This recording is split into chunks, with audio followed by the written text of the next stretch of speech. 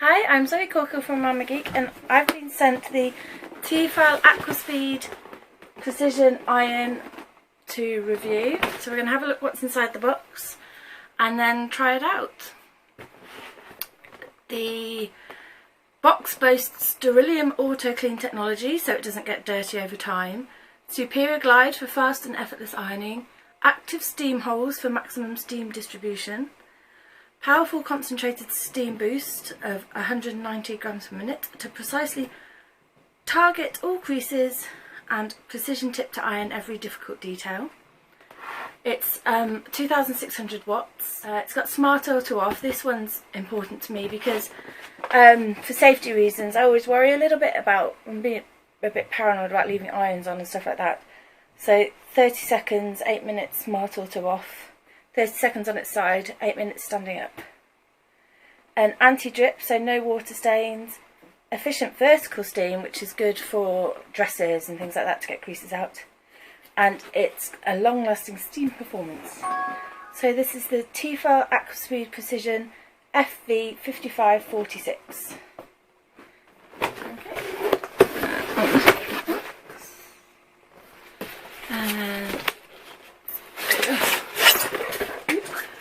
Got a bit of polystyrene in there to protect it. It's the iron, and we've also got the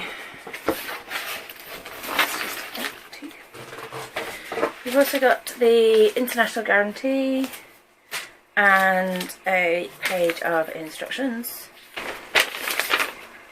So this is the iron itself. So lots of buttons and things like that. So we have a spray nozzle. Basically, it's an iron that you put water in and it keeps itself clean. And so you've got the button for spraying steam, button for spraying water, auto off indicator, dial for sort of heat setting. This is where you pop the water in. And there's this whole anti-scale business going on here for that. And there is of course a max line so you know how far to fill it. It's anti-drip, auto off, precision shot trigger.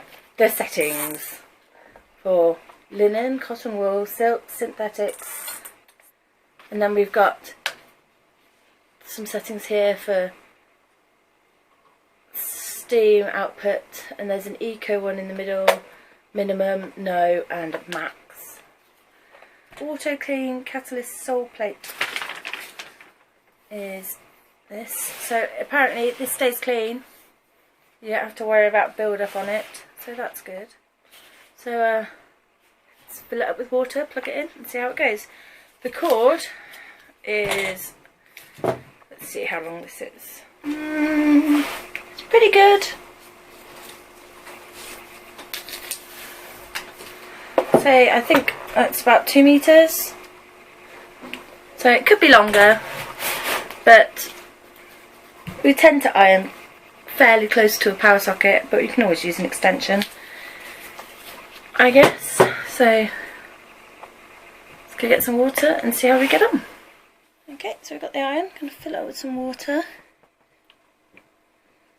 Tilt it a bit seems to help.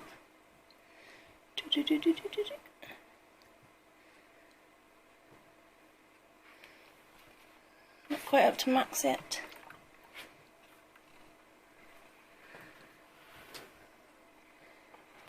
Okay, that seems to be pretty much bang on maximum, so just clip that shit again. These scrumpy dresses to iron. It's just been washed and tumble dried. So it's up to heat really quickly, that's impressive. And put the dress over. I'm going to pop this on the eco setting for the steam and see how that does. It does seem to have dripped a little bit, but I think that's just because I got it a bit wet while I was filling it up, so we'll see how it does like on the second item. Seems to be going over the material easily.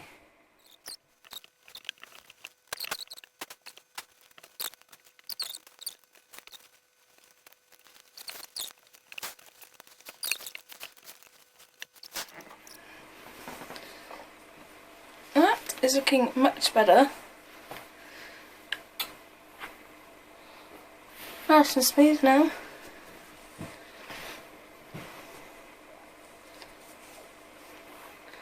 Not bad. Put that on the hanger.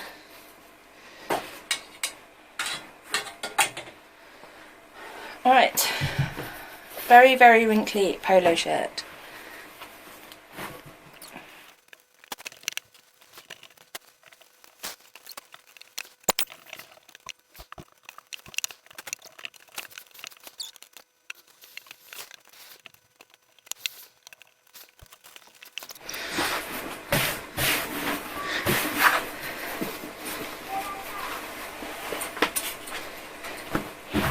Considering how crumpled it was before, that's a big improvement. So, hang on, pop on. Got a cardigan. Pretty crumpled. At the back and on the sleeves. So, I'm going to put this down for 30 seconds. See if it turns off. That's the indicator light. There you go, that's it turning off there. So when it's turned off, the light flashes. So 30 seconds for horizontal, it stops working. And then if it's left on its heel for 8 minutes, it stops working. And you just move it around and it turns back on. Well, hopefully you won't burn the house down. Okay, so we're going to do this cardigan next. Pretty greasy. And with these ones, this is always a nightmare. This is never flat. So, let's have a go.